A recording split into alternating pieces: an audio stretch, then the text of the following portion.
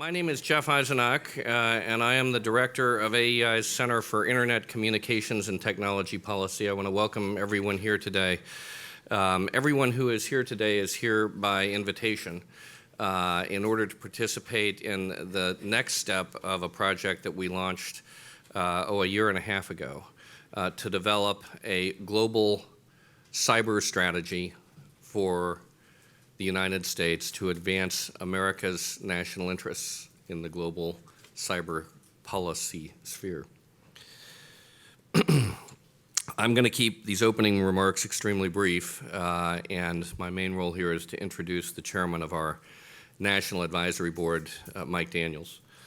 I do want to say that over the course of the past year and a half, we have learned a lot about where America stands in the world with respect to our ability to advance America's interests in cyberspace. And when I say America's interests in cyberspace, I think it's important that everyone understand that we're talking about the American interest broadly defined, America's national interest, not just in protecting our national security or advancing our economic interests, but also advancing the American ideas that really define America as a nation, and maybe most importantly that. Over the course of the past year and a half, we've conducted conferences, seminars, working groups. Many of the people in this room participated in those, and we've learned a lot from those. And I think what we've learned most of all is that the exercise that we've embarked on here is an important one, because if we have a strategy, it's not working. Across the board, whether it comes to freedom of expression, and we're going to hear from Sonia Kelly and Freedom House in a few minutes about the state of internet freedom. When it comes to trade and the ability of American businesses, whether Facebook or Google or other American cyber businesses, to do business in the world, which is to say to traffic in ideas, that ability is being constrained at every level. American companies in some countries are not able to participate without giving away the intellectual property which defines America's future prosperity. On the commercial, with respect to commercial hacking and the commercial internet, you can't open up the paper, literally, without seeing another story about data theft and its consequences. And on the cyber security front, any of America's military leaders who you speak with today will tell you that at least in some sense, at least in some important sense, America is in no way dominant when it comes to our ability to fight and win a cyber war. And that's not to say I'm predicting we would lose one, simply that the superiority that I think we all maybe take for granted is no longer there if you listen to what America's military leaders say when they testify under oath before Congress. So on every front, we're not succeeding in the way that we should be, and hence this project. Today's conference, the title is it working? I think I've suggested maybe we think we might know the answer to that question. Is the current strategy working? So today's conference really is focused more on the question of what do we do, and that's where we have been focusing our efforts. What are the components, what are the strategic elements of an American approach to advancing our interests in the cyber policy sphere? As I say, everyone here is by invitation, so we're going to have some panels, we're going to have a keynote speaker, we're going to go through a day-long conference where we address these issues one at a time. But I want everyone here to please feel free to understand that you're here to be part of the process, not to be the audience. So with that, let me introduce the chairman of AEI's Global Internet Strategy National Advisory Board, Mike Daniels. Mike is a true internet pioneer, starting out at DARPA. He was part of the Reagan National Security Council, working on these issues before we called it cyber, certainly before we called it the internet, and then at Network Solutions.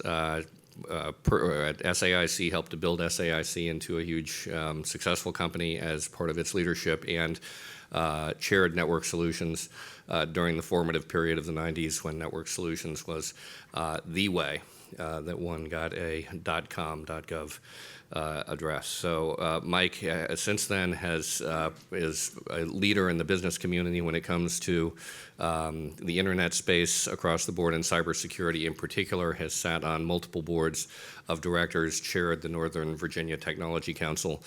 We are very pleased. I was very proud and pleased when Mike agreed to chair our National Advisory Board. And Mike, let me turn the podium over to you.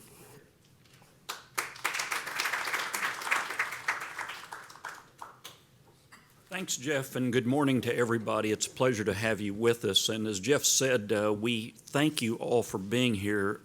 Purposefully, as he said, it's an invitation-only session. We've invited people who really are leaders in a number of areas, and we want to share today some extraordinary panels and people who will talk to you about a range of these issues that we believe need a lot more significant attention. So first, I want to thank everybody who is a member of the National Advisory Board. We have an incredibly experienced group of people who come from former senior military positions, government positions, industry, etc. Last night we had the advisory board dinner. We could have stayed there till midnight talking about these issues, and the breadth of experience is really extraordinary. So thank you all for doing that. Just a couple of introductory notes before I introduce General Hayden.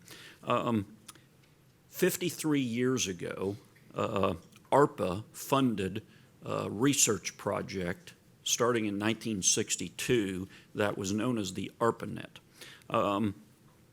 When I worked there, I met with J.C.R. Licklider, and J.C.R. Licklider was a professor at MIT who was a person who wrote a number of research reports that we all studied carefully in those days, and he was really the person who came up with the extraordinary idea of what he called an intergalactic network. This is what the Internet became. This is still a phrase Vint Cerf, one of the two fathers of the Internet, with Bob Kahn, all of whom worked at DARPA with us, talked about. And J.C.R. Licklider was both an engineering professor as well as a psychologist. And his thought was that someday in the future, we would be able to connect in some way, shape, or form massive numbers of computers on a global basis where people could actually communicate with each other. In those days, we couldn't do that. We had other systems to communicate, but they were nothing like that. So J.C.R. Licklider was the guy who came up with all of this. And by the time I took Network Solutions public in the middle of the dot-com boom in 1997, I can tell you one thing for certain. I was out for 3 years raising billions of dollars in the middle of the dot-com boom for Network Solutions. There was not a single person that I ever met who created the internet companies that we know today that ever had any idea how big this would be, how it would evolve, or what it would become. Not a single one of us. So if anybody ever tells you that they knew or thought they knew what this was going to evolve to, don't believe them. Because I went on all the road shows and nobody had any concept of what this could become. We ended up at Network Solutions being the single most attacked company on earth. And why was that? Even in those days, and I learned a lot about being attacked and living with that 7x24, Network Solutions control the A server to the internet.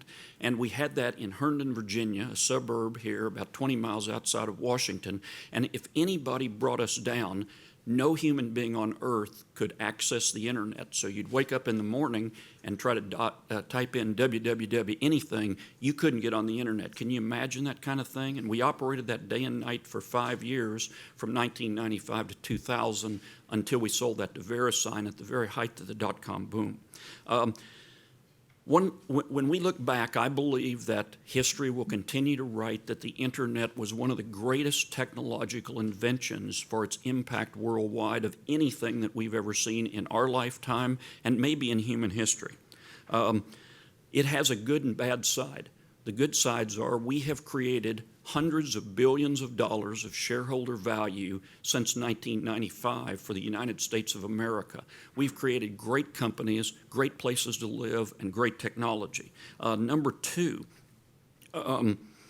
This has disrupted business models worldwide, and a lot of you know that, you're living that. It continues to disrupt business models worldwide. The world is literally being reconfigured as we talk today by the global wave of digitization. This is not going to stop in our lifetime. Number three, we're connecting billions and billions of people, and the next great wave of the internet is the next 2 billion to 2.5 billion people who are going to be brought online, led by people at the moment like Facebook and Google. So these are very positive aspects. All the things we use it for, the way we're able to connect, how we build our businesses around the internet. What we never anticipated was the bad and evil side of the uses of the internet.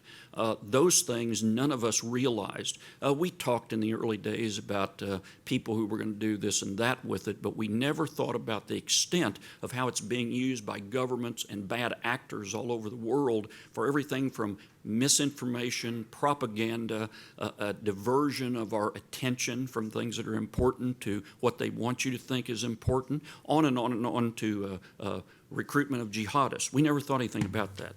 So what you're going to hear today is a lot about these topics from a great range of panelists who have really firsthand experience with these issues. And I'm happy to introduce to you our keynote speaker. This is a man who's not only a great American and a great patriot and has dedicated his life to the service of protecting this country, but he's on our National Advisory Board, and we really thank him for being on our advisory board. He, in the last year or so in working with us, has been a real guiding light in terms of insights and where he believes things are headed and the current state of play.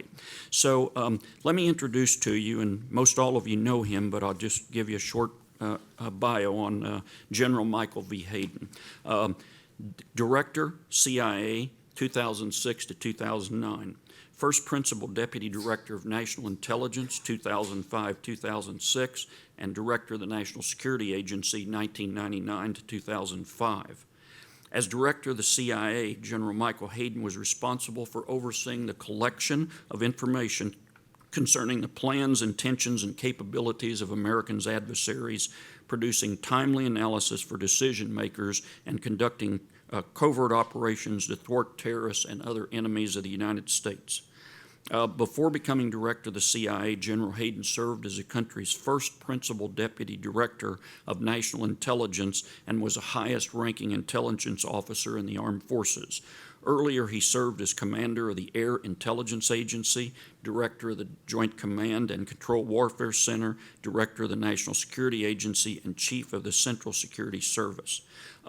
Currently, General Hayden is a principal at the Chertoff Group, where he uses these broad geographic and political knowledge to brief clients on intelligence matters worldwide, including developments in cybersecurity. So it's really our pleasure to have with us a member of our AEI Global Information Strategy Policy National Advisory Board, General Mike Hayden. Let's welcome General Hayden.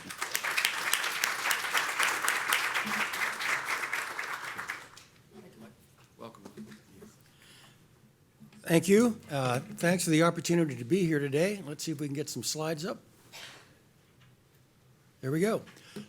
First of all, I got to use PowerPoint. I spent 39 years in America's Air Force. Second, just a couple of big thoughts before we launch into some of the minutia. I believe personally that our challenge with regard to this cyber thing and why is this still so hard is the challenge of big ideas.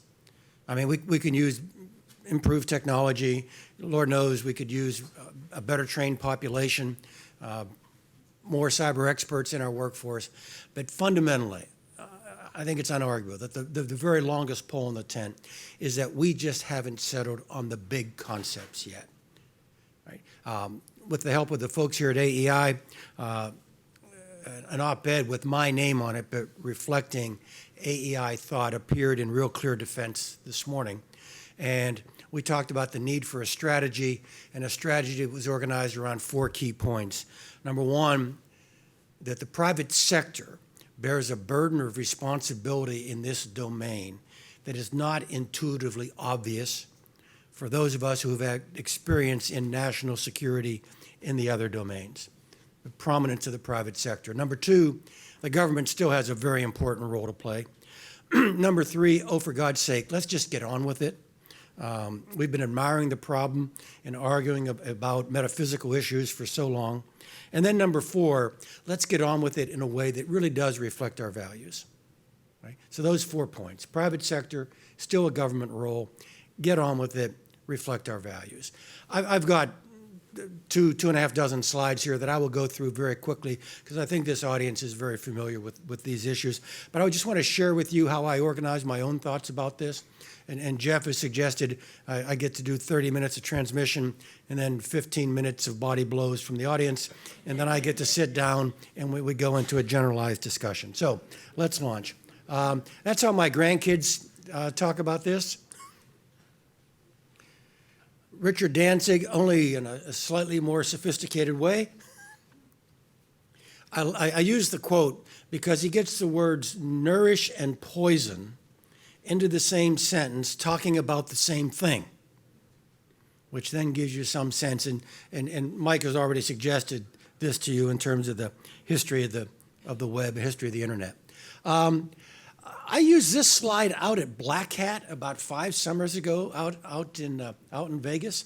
Former director of NSA, 3,000 claiming to be reformed hackers. Great afternoon.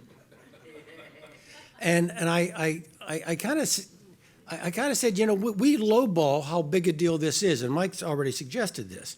And I got to play my own Ed McMahon to my own Johnny Carson out there in Vegas and said, how big a deal is it, Johnny? And being a liberal arts major and a history major to boot, I reasoned by analogy. And I said, this is the most disruptive thing our species has experienced since probably the European discovery of the Western Hemisphere. And if you go back to 500 years ago and the voyages of discovery, it changed everything. It changed our definition of humanity. It changed how we communicated. It changed commerce. It changed how we organized governments. It changed what we traded, changed our concept of the universe, changed the diseases we contracted. You know, we swap pox in North America, and in return, the natives here give us syphilis for the Europeans. There's a great display out in the Maritime Museum at San Diego that captures this. And talks about the age of sail, linking together civilizations that had never been linked together. And we saw the greatest explosion in human knowledge and human activity that we had seen up to that date. And that was interconnectivity at 12 knots an hour with a favoring wind. And now we're about at 186,000 miles per second. We have jammed together the good and the bad, the strong and the weak, in very unusual, unprecedented ways. And we get all the wonderful things that Mike suggested we got. And like this age, which delivered so many wonderful things, that age also delivered global piracy and the global slave trade. And we're seeing the kind of the 21st century equivalent of that now. It's so big a deal that your military thinks of it as a domain. I mean, we just kind of throw that idea out now as if everyone understands that and thinks it was a given. It's not a given. It's not even an agreed position inside the American government. Right? It's a DOD position that it's a domain. Bill Lynn's article was putting the marker down for DOD's view about 3.5 years ago. About 6 months later, Jane Lute co-authored an article in Wired that said, no, it's not. All right? So you get some sense of it. But at least your military thinks of it as a domain. You know, land, sea, air, space, cyber. Go back to my moment with Black Hat. After telling them that even they didn't appreciate how big a deal it was, I said, it's a domain. And land, I kind of leaned, I can see all of you, by the way. I couldn't see any of them. Bright lights, 3,000 people, dark ballroom. I lean into the darkness and go, land, sea, air, space, cyber. I think I know who did these. I'm pretty sure who did this one, too. And then I said, and you really screwed it up. Okay? All right. Go back to Mike's earlier reference. That is Vint Cerf. I usually ask civilian audiences, you know who invented this, right? And I get that answer I know you have in your head. And I go, no, it wasn't the former vice president. It was my neighbor. And it was. And Vint is our neighbor. He lives in Great Falls. And he comes to my class at George Mason when I do the internet. It's really kind of cool. I said, ladies and gentlemen, a real treat here tonight. Christopher Columbus. I'm bringing the guy in who actually did it. And you know the background to ARPANET, the statement of work. Hey, guys, give me something that allows me to move quickly and easily large volumes of data between a limited number of nodes, all of whom I know and all of whom I trust. Quick, easy, volume, limited number, trust. Go build it. And Vin is very candid in my class. He said, that's what we did. All right? We didn't think of security. It wasn't in the statement of work. Okay? It was based upon inherent trust. And then he also says, and besides that, the technology wasn't available for security. And Mike, Vince says to the class, and we really didn't think it was going to take off like this. and you get this. And you all know this. This still remains the engineering principle of today's World Wide Web. And so it is very, very difficult to defend. Security just wasn't built in. I do my domain thing. I said, when we built this domain up here, we made it look like the North German plain, okay? No natural boundaries. And then we wonder why we always keep getting invaded, all right? Okay. And we all have on-ramps to that domain, and the number of on-ramps are increasing, okay? This is an interesting one, and Mike foreshadowed an awful lot of my comments with his preface. It's just a heat map of things connected to the World Wide Web, and it kind of tells you where the thing was invented, all right, given the heat map in the United States, and then where it's widely used. You've got Europe. Bright spots on the southern half of the Korean Peninsula, one of the most wired countries on Earth. Hard to make out there, but Estonia is glowing too. And Estonia is now the NATO Center of Excellence when it comes to cybersecurity. Some points to be made on this. This is going to get worse as we get to the Internet of Everything. And PLA3 is going to be able to talk to my toaster because it's connected to the grid that's connected to the web that PLA3 then commutes through trying to pick up tidbits of information. The other big point I want to make on this is, and again, it echoes something Mike said earlier, look where this thing has yet to go. And as bad as it is now, it is largely concentrated in those parts of the world where the rule of law is most prevalent. And now what's it going to look like when we start to see those glowing embers in other parts of the world where the rule of law is not nearly as prevalent as it is here? Put another way, this is going to get worse before it gets better. So what could possibly go wrong? And here are my taxonomy of cyber sins, and very familiar taxonomy to this group. By the way, if I'd have been doing this 2 or 3 years ago, I kind of would have stuck at number 1. It's about stealing your stuff. But the point I want to make on here is that as time goes on, we're seeing the frequency of sins slide down this chart. It's still largely about stealing your stuff, but now it's about more than that. It's about corrupting or manipulating your stuff. Yesterday in Pittsburgh, Mike Rogers, Cybercom Commander Dernza, actually Mike said that. Mike began to kind of put the marker down. It's beginning to be about manipulating your stuff. And of course, it's one thing to steal money out of a major financial institution. It's another thing to make the major financial institution lose all confidence in its numbers. And that is really disruptive and catastrophic.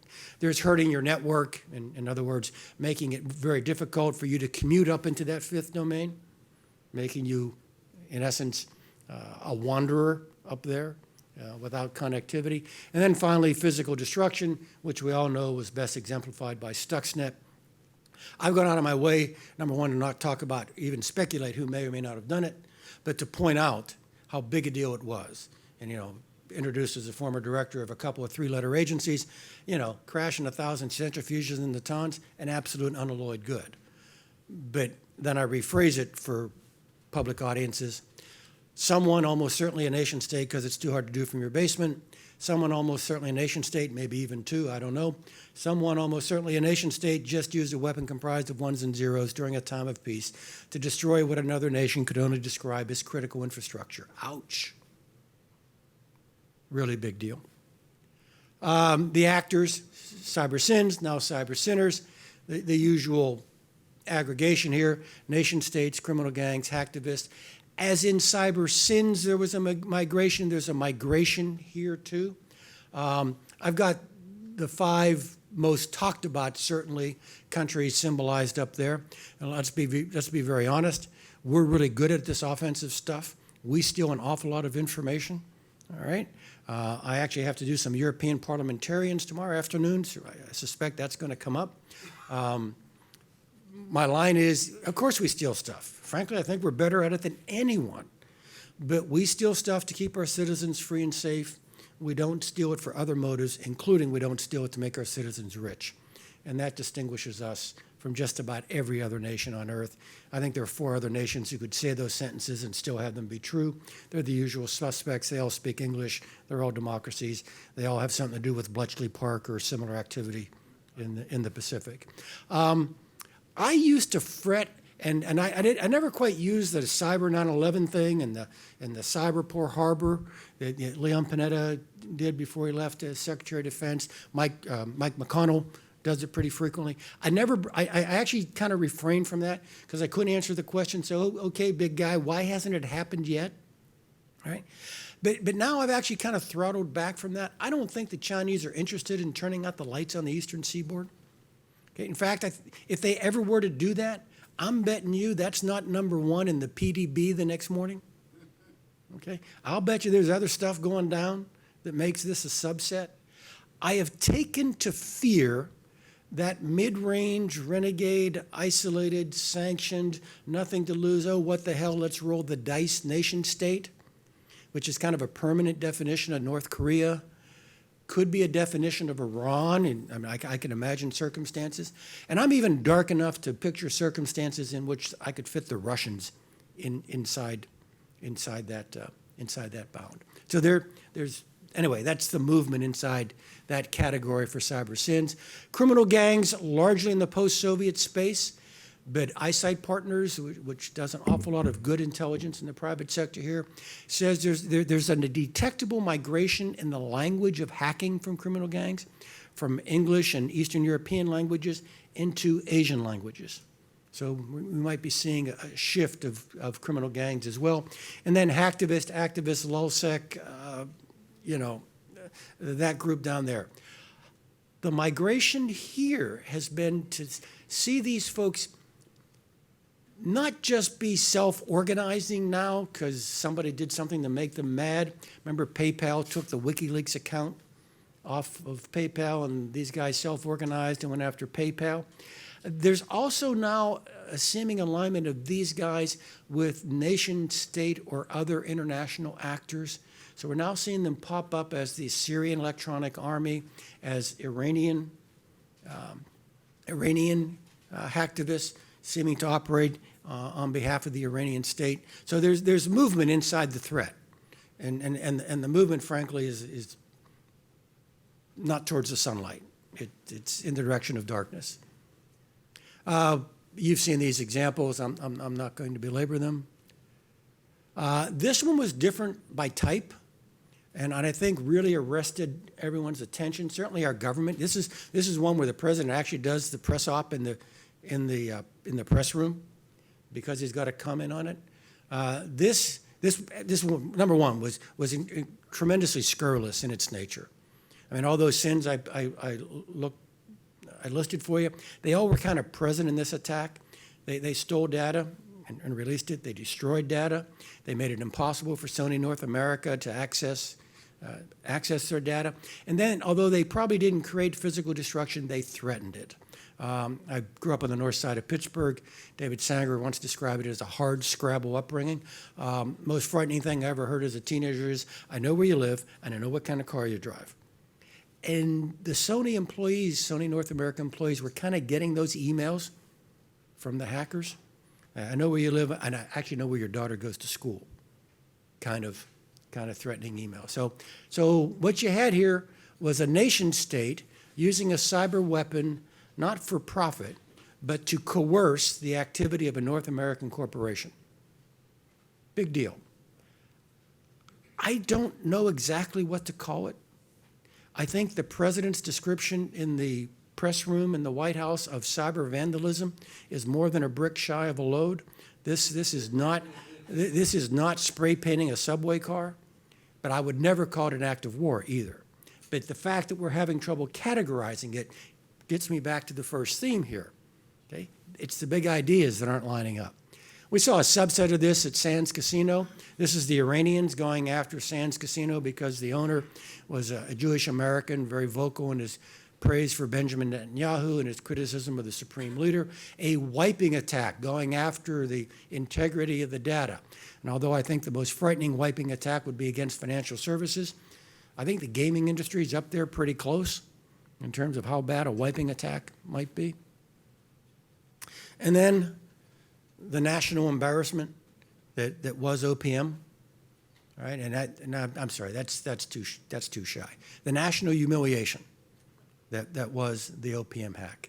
I mean, I'm retired, but I run in circles who talk about this a lot, and they're just raw anger at us, not at the Chinese. I mean, I've gone publicly on record saying, hey, fair game. If I were still the director of NSA and I could have done this against China, I'd have done it in a heartbeat, and I would not have had to come downtown to ask anybody's permission. That's just what you do. So this is not shame on China, it's shame on us. And says something that both Mike and Jeff have suggested. We're not on our game here yet. We're not on our game here yet because this is really hard for our government to do. And it's not because our government's incompetent, not because people in government, look, I was there for 4 decades, aren't trying very hard. It is the nature of our political culture that is going to make our government, even as we get better at this, our government is going to be permanently late to need in this domain because of political, cultural questions. I've got a whole long riff on this. I will spare you, and I'll just jump to the bottom.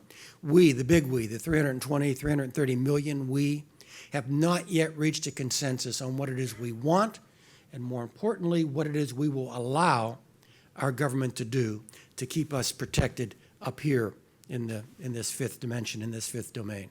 And it all has to do with that document and that keyword.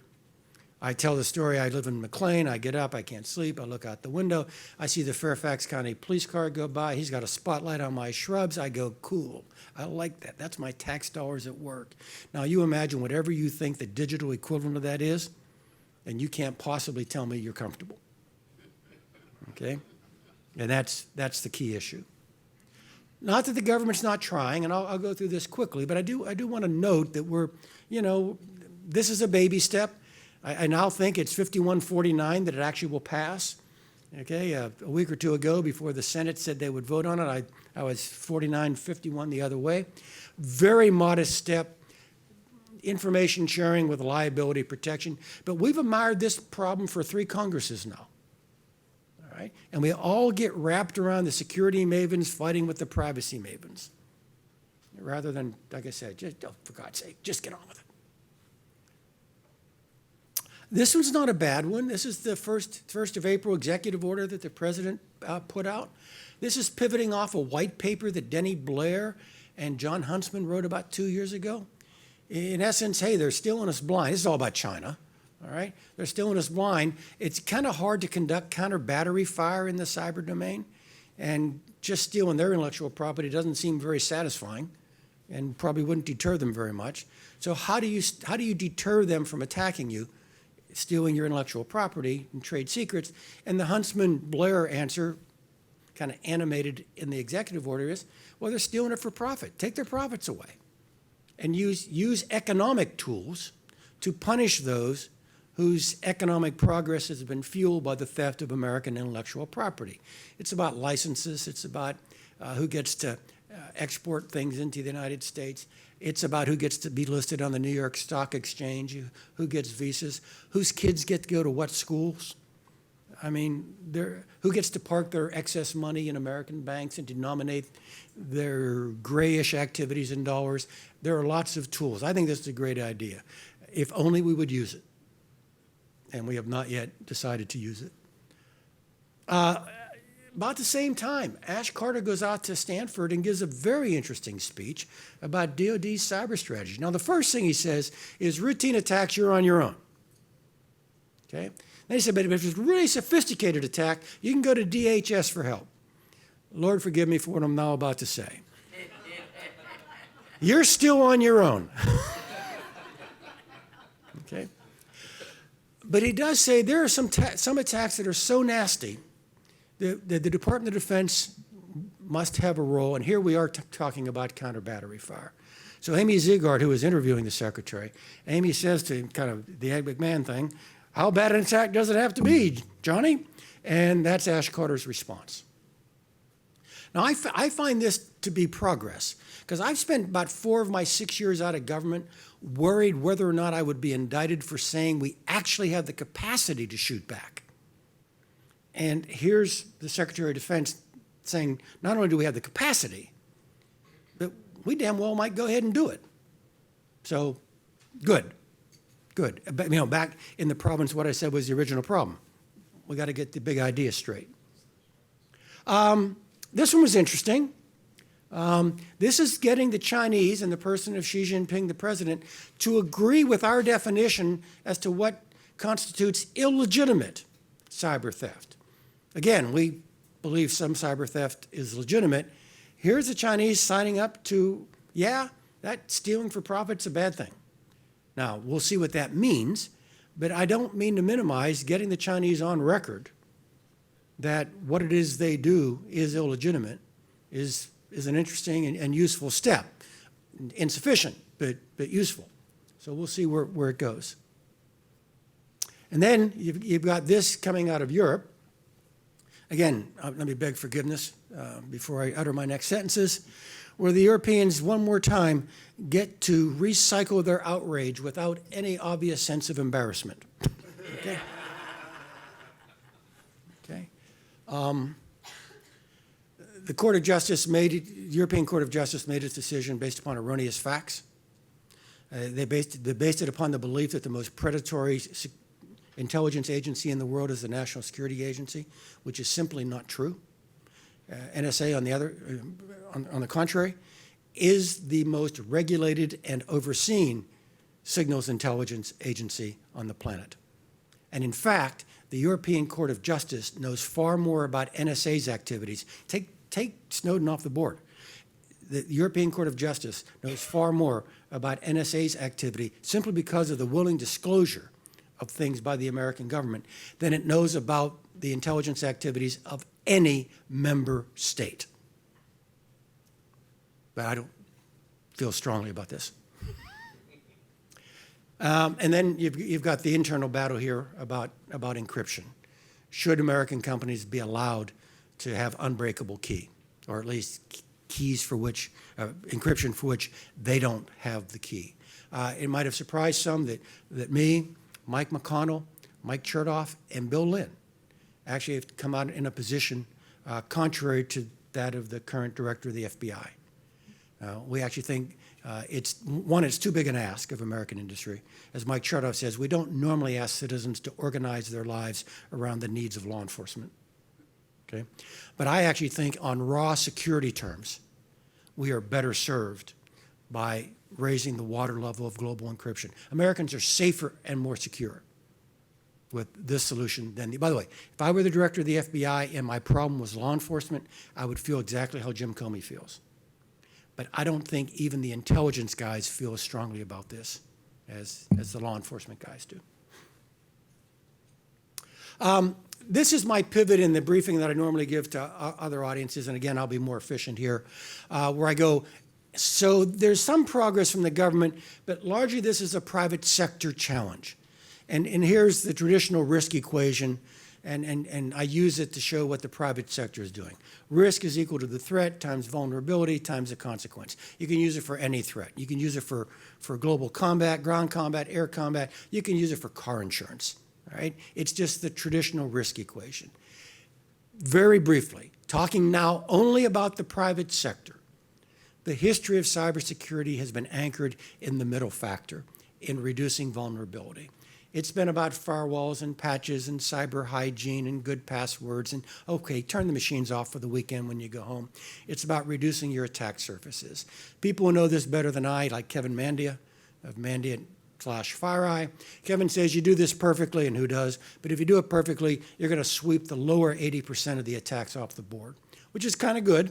Get the script kiddies off the table so you can concentrate on the people who are serious. But you turn Kevin's sentence on its head, it means 20% of the dedicated attackers are getting in. So keep doing V, but now the current technological and entrepreneurial energy is in C, is in consequence or consequence management, presumption of breach. You're penetrated. Get over it. Survival under attack. Operate while still penetrated.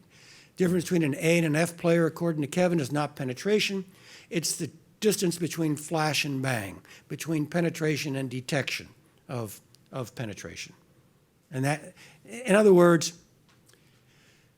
historically, we've been worried about what's out there, 0 days, and what's coming in. Okay? Keep doing that, but now the emphasis is on what's in here and what's going out. What's the behavior of my network? All right? And then finally, I think we're going to see some of the future of the private sector in pushing down cyber risk in the T factor. Now, T's hard in cyber.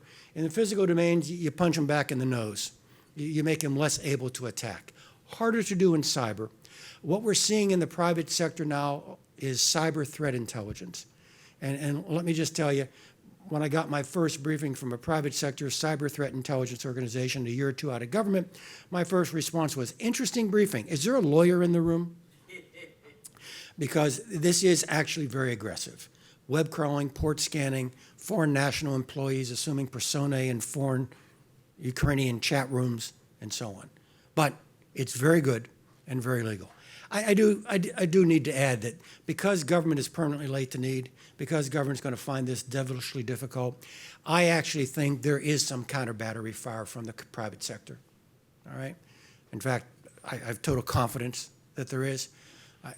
It's just simply not being done from American territory because counter battery fire, even for the most noble of reasons, is still a violation of the Computer Fraud and Abuse Act.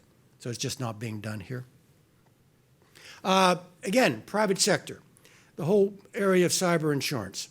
I actually think it's good for business, but I really think it's good for the problems we're facing here is how do you just make American cybersecurity better? All right, we all have our allergies to government regulation, and in this particular domain, regulation is always going to be late, and it's going to impose a compliance mindset, both of which are losers. Insurance, on the other hand, might be a little different. I tell the story that I love all my kids, but I still like that 20% discount I got from USAA because I sent them through driver's ed. I still couldn't tell you what my shingles are made of in my house in McLean, except USAA asked me. All right? In other words, a lot of people are going to stop smoking and lose some weight in the cyber domain in order to get better insurance rates. And the insurance rates are the tables, the demands behind the insurance rates are what I think is going to drive better cybersecurity throughout American business. One final point, probably safe to quote Walter Russell Mead at American Enterprise. Okay, he says a lot of smart things. I think this is really a great one. Mike has already mentioned about this being quintessentially American.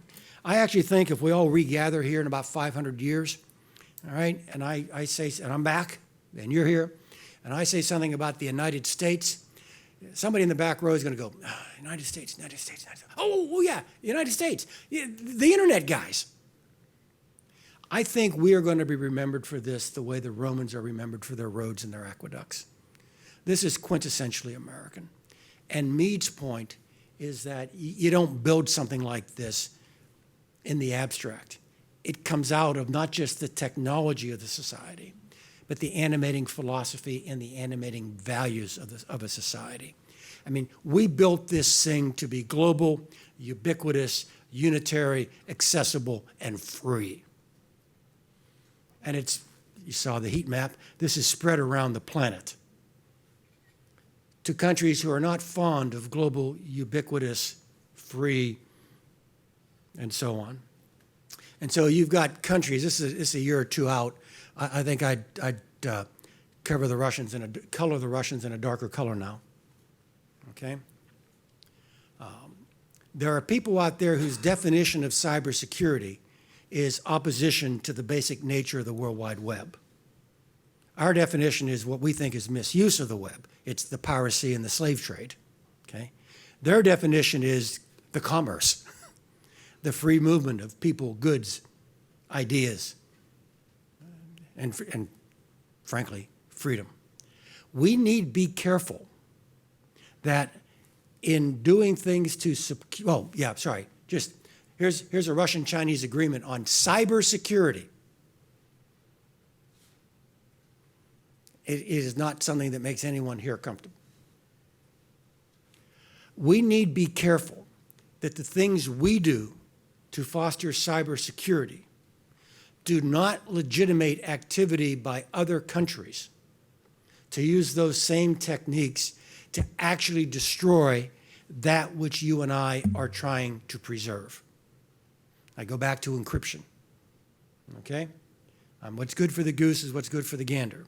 If the American government can insist that Google decrypt messages from Chinese citizens simply because they're using Google as an internet service provider, then we've got to admit the Chinese get the same right to do that with Baidu against Falun Gong members here in the United States, because the Chinese definition of cybersecurity is just a hell of a lot more expansive than ours. And so we may actually have to take a couple of blows here so as not to legitimate activities that actually destroy why it was we did this thing in the first place. And I hope you don't mind I drew that extra thing in there on Maslow's hierarchy of needs. And with that, I thank you for your attention. I'm looking forward to the discussions throughout the morning, and I'll be happy to take any questions or comments in the time that I still have remaining. Thank you.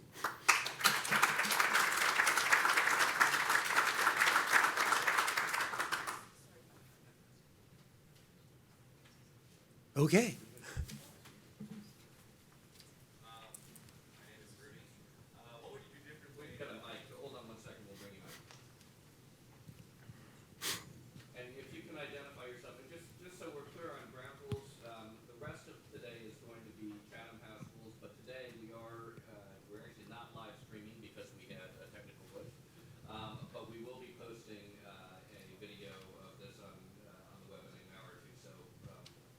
So we are open until I'm done with the Q&A. We're open until Mike is done with Q&A. Exactly. And after that, Chatham House. Public record, so watch what you say. Okay. What would you do? What are your criticisms of the Obama? You want me to identify myself? Rudy Tackla, Washington Examiner. What would you do differently, or what are your critiques of the Obama administration in response to cybersecurity incidents ranging from the OPM to commercial espionage? It was reported a couple of weeks ago that the Chinese are still engaging in commercial espionage against the United States, but the administration doesn't want to acknowledge that. So what are your critiques there, and what would you do differently? Yeah, broadly, okay, broad brush, bright colors. I think all the vectors are correct. It's the degree of thrust. All right, I think the directions they're correct directions, which is why I put all those slides in there. All right, it's just the speed with which we're doing them. And frankly, let me flavor this with just a little bit of politics. All right, in order to move this ball down the field at a greater pace, a Democrat president has got to go to the privacy lobby and say, guys, it ain't your night, kid. All right, because he can do that because he's coming at that from the left. And as soon as we've got a Republican president, he's got to walk across Lafayette Park to the Chamber of Commerce and do the same speech. And so we make progress here by tacking, okay? But it's not by the Democrat president reinforcing the one argument over here. It's by cutting against that argument, and it's by a Republican president doing the same thing with regard to his or her base. And I don't think that's been done. I actually think with regard to what we call it, CISA, the Computer Information Sharing Act, the administration has softly but measurably reinforced the privacy lobby, whereas in reality, I think it should be trying to take the privacy lobby on in order to move it forward. And again, I'm trying to be neutral here as to who's got the best arguments. I'm just saying at the political level, you need a Democrat pushing over here and a Republican pushing over there. And I think that's been missing. Okay, but all in all, it's speed. that we've missed. I guess I'd also offer, too, the tolerance for failure with OPM. I mean, maybe the president's really angry about this, but it didn't come out. And there probably should be more bureaucratic penalties for such horrific failures. Any others? You had one up here? Yeah. Tim Moore. Help's coming. Pick the furthest points in the room. Tim Moore. The U.S. economy is linked to the internet. What do you view as our largest vulnerabilities, and how do we shore those up? Yeah, I don't know if you all heard that. Economies linked to the net, largest vulnerabilities. How do we shore them up? Blessedly, I think that the two parts of the American economy most vulnerable to cyber attacks are the two parts of the economy most seized to the issue. All right, and that I would put that as power and financial services. All right, these are two parts of the economy that can't work without being outward facing. All right, they just can't huddle, pull the door over them, and stay in the bunker. And so the good news is, although by the laws of nature, they have to be out there and therefore are vulnerable, the good news is they really, really, really are seized to the issue. And again, I was introduced as being part of the Chertoff Group, and obviously we have clients, but just trying to speak objectively, all right, we see the most energy about this challenge coming from those two parts of the economy. That's good news. And I think those are the two we most need to shore up. Okay.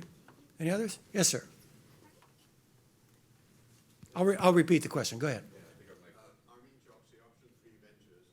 What would you consider an act of war in the field of cybersecurity? Okay, the question was, what's an act of war in the field of cybersecurity? And here I think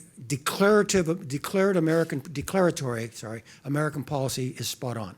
All right, we will judge the nature of an act by its effects, not by its means.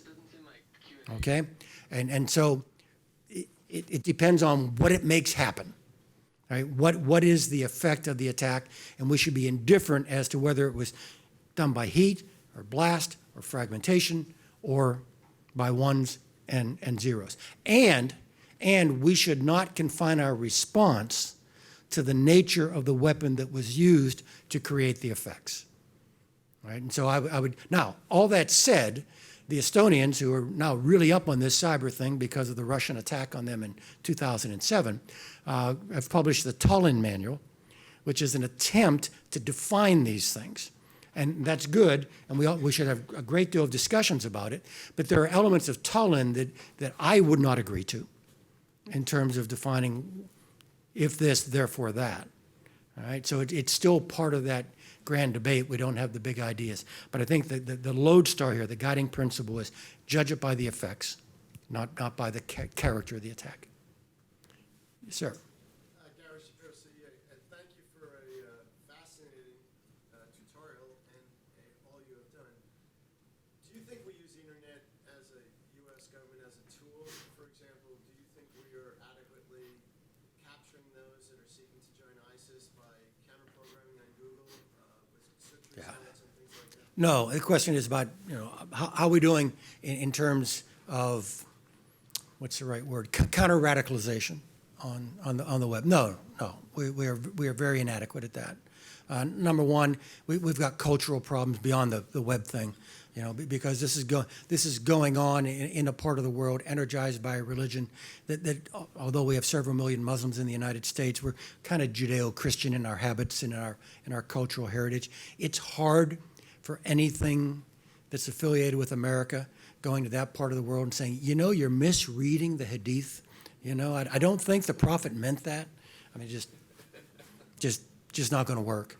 I also think that although there are good people trying to counter message, this has been a permanent condition. Is not an Obama administration condition. It goes back through the Bush administration. Very, very inadequate to need here. I'm just even talking about an American. Yeah, in here. So I want to go to join ISIS. How do I do So the challenge there, it goes back to the Fourth Amendment and what constitutes reasonable and unreasonable search and seizure. And at what point does this cyber activity cross the line between protected speech and thought and imminent harmful action? And that's a very, very difficult line to draw. Look, in the popular press, you got, oh, for God's sake, the Tsarnaevi kids were going to jihadist websites. Why the hell didn't you know that? And the response is, let me get this right. You want your government to be monitoring the web activity of citizens in permanent legal residency of the United States? And the answer is, oh, wait, no. I understand that the Fourth Amendment. I'm talking about what a company would do when you type in a competitor's name, they buy the search results. Yeah. The U.S. government can do that. Yeah. They buy the top 10 responses to that ISIS search. I have to tell you, as a matter of practice, because of our political culture, all right, things that private companies can do and culturally are allowed to do, the government does not. And again, it's part of, that company may misuse that to cheat you out of a few bucks or to send you spam. The government could misuse that, putting both of those in quotes, okay? The government can misuse that to take away your freedom. And therefore, the government simply does, it does not. And it's back to the political, cultural questions. TSA outsources research on global entry, TSA pre, as to whether or not somebody is good to go or not to go. They have certain criteria. There are certain indicators. How long have you lived at your address? How many addresses have you had in the last 10 years? A whole bunch of other things that don't mean you're accepted or rejected, just makes you more or less likely for a closer look. The government doesn't ask those questions. The government tosses those questions to the private sector, and the private sector then comes back to the government simply with a score, okay?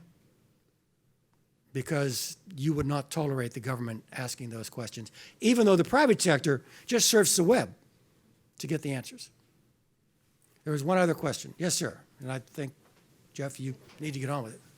Jack London with CICT. Excuse me. In your opening, you had the let's get on with it notion.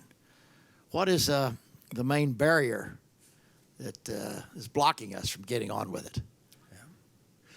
It, again, is political culture and the lack of national consensus with regard to what it is. And let me play that back, all right? We don't have consensus because, frankly, we really haven't had the adult conversation. And frankly, I think that the whole Snowden phenomenon poisoned that conversation and cost us 2 or 3 years. So we haven't had the consensus because we haven't had the adult conversation. We haven't had the adult conversation because we all are not looking at a common body of data. And we are all not looking at a common body of data because American industry hides the ball from one another and from the public for fiduciary reasons, and the American government hides the same ball because of the hideous overclassification of cyber-related information. And so it's got to begin back there with CISA, which is, okay, let's begin to share more data. And then the data leads to a common sight picture, which then leads to the adult conversation. I mean, I have confidence we're bright people. If we're all looking broadly at the same data, we'll create a range of options that we can find acceptable. But right now, we're kind of polarized on the two extremes. Sounds like you're talking about evolving our way into it. What is the catalyst that's needed to get this thing on the road? Is it some catastrophe? Some kind of a 9/11 event in New York that gets everybody's attention and gets us on with it? I'm trying to get your idea of what it'll take to make all that happen. So here's why I'm here. Here's why I agreed to participate, all right? I think what's going on here is the way we get on with it, all right? It's discussing these things in a policy venue, right? One of the great issues we have is that people who really know this, and I don't include myself in that group. I mean, I've sat in the sit room, right? And we're going to go ahead and go do something in the cyber domain. Oh, it's a big something. We better get everyone's okay. So we've got either deputy cabinet level officials, you know, the deputy secretaries of this and that, or the cabinet level officials. And they begin to have this conversation. And pretty soon I'm looking around the room and saying, I can read the secretary of fill in the blank's mind. He thinks that briefer sounds like Rain Man. Okay. And after about 2 or 3 more sentences, he said, damn, he is Rain Man. Okay. We don't have an understanding at the policy level, and we have difficulty from the technically expert actually communicating in English as to what it is we're arguing about. So I strongly support this, and I take it that's gradualism. Okay. The other alternative is what Mike McConnell, and I love Mike for saying this, what Mike McConnell says is the other course of action. We're going to diddle this thing until something catastrophic happens. And then, and only then, will we badly overreact. If you had a prognosis, that's the venue I'd bet on. Well, again, but it does lead you into overreacting. I mean, look, I'll give the existential whine from the American intelligence community. American elites feel free to criticize the community for not doing enough when they feel in danger. And as soon as that community has made them feel safe again, they feel free for criticizing them for doing too much. And so we will overreact. Okay? I don't want to overcast you. We've got a few more minutes. Okay. Yes, sir.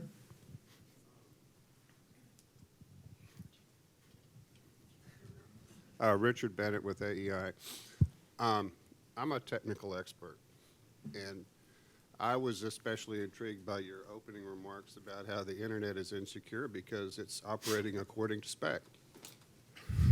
And so when we talk about getting on with it, it seems to me that the main it that we need to get on with is a replacement of the insecure internet with a secure internet. And there are designs on the table that would probably accomplish that, probably at the expense of some anonymity. And so what's it going to take to get the policy community to endorse these already existing efforts of the technical community to actually solve the problem in a way that doesn't mean that we're continuing to bail water faster and faster for the next 30 years? No, that's a great question. And I think you're right. It is kind of performing to spec. There are a couple of ways to come at this, and you're the technologist, and I'm sitting next to you, so I'm going to compare notes throughout the morning as to other ideas. But broadly, from the liberal arts major's perspective, all right, one is we're getting a bit of a mulligan going to the cloud. All right, when I was back at, I tell this story, when I was back at NSA 2000-ish, 2001, my guys came in there and said, well, we've got this thing called the cloud. I go, the cloud? What's the cloud? And then they kind of explained it to me. You know, remember, I'm the director of NSA. And they kind of explained it to me. And I go, so let me get this right. Everybody's going to put everything in one place? I go, sound like Mr. Burns on The Simpsons? Excellent. But in reality, that's what happens if we go to the cloud and build it the way we built the first one. The cloud actually does give you a bit of a do-over if we as consumers make security, in addition to cost and storage and lack of latency and ease of use, if we make security a discriminating characteristic, because going to the cloud, one, you get a do-over, and you get economies of scale that you and I can't use on our home server that a cloud service provider can do. So that's one. That's kind of incremental. The other is exactly what you said. And again, I'm a liberal arts major. I describe it this way. I went to London in the 1980s, walked through Soho in the 80s, all right? Magnificent. I mean, dance, theater, art, life, sex, drugs, crime. It was today's internet. Okay? And then you could go to other parts of London that were thoroughly boring. Everything was gated, but it was safe.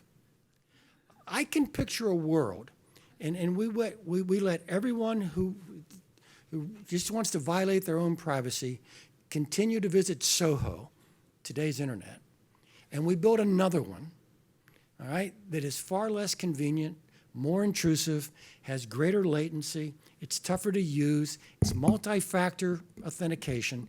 But the stuff in there is going to be really, really hard for someone to pilfer or to manipulate. And Keith Alexander talked about a dot secure when he was out at Fort Meade, which I think is a suggestion that we need to get on with building this alternative, safer, slower, clumsier place, and still keep this over here for fun, but to use the other one. And again, giving up some significant measure of privacy, because anonymity is one of the devilish details over here. Yep. Mike? Talk to us for a few minutes, when Mike Rogers talks about maybe the next phase of this is manipulation of data, right? That if you've been at this a long time, that sends chills up your spine, right? So talk to us a little bit about that. I mean, I think we can all get the general picture. If you can't trust the stuff that's out there in your financial systems, wow, what's that mean for Right. us? So can you give us a Yeah, little bit of that? very briefly. Number one, we see evidence that there's more of that going on. All right, so it's not kind of theoretical. And then why is it going on? It's a little bit like a macro version of ransomware. Now you can't have your data until you pay. So I think it has more to do with coercion than it may actually have to do with sport or punishment. I mean, it's done for profit only in the sense of holding information at ransom. But I can see it being done by renegade nation-state actors. I mean, look, the North Koreans have spent 60 years wishing they could reach out and touch the United States. And that's why all the energy into a missile program, all the energy into a nuclear program. And now they've discovered, parallel to that, there's another way to reach out and touch. And here's the right phrase, Mike, put at risk things Americans hold dear. So I do think that is a coming threat, either as a new version of criminal activity, or for coercion or punishment by renegade nation states or by the disaffected. Yes, sir. Take this one as the last one. Yeah. So my name is Mark Ryland. I work for Amazon Web Services, speaking of cloud computing. So, and to your point, I think... And thank you for all that stuff you're doing for CIA. You're very welcome. I think both the points on the technical side are right. I think virtual networking, as well as some of the things you were referring to, will enable there to be essentially a bi-level internet, one of which is the base level of which remains very open and has its existing security issues. But the virtual circuits built on top of that can be built in a very, very safe and secure and sane way with the kinds of protections that people want. And I think that when you look at the cloud platform, essentially you see that being manifested right now in reality, that customers are all working inside of virtual networks, which are highly isolated and highly secure. And then it's only when they go outside that then they have to work with a more kind of hardened interface. Yeah. So I see that we're playing out right before our eyes. Yeah. And if I could just simply reinforce that, the fact that my old agency, in order to better handle its data, went to Amazon for solution, underscores one of the earlier points about the prominent role that the private sector must play for us to actually do this well. I'm gonna hang. I know there are a lot of other discussions going on. Thanks to come. Thank you very much.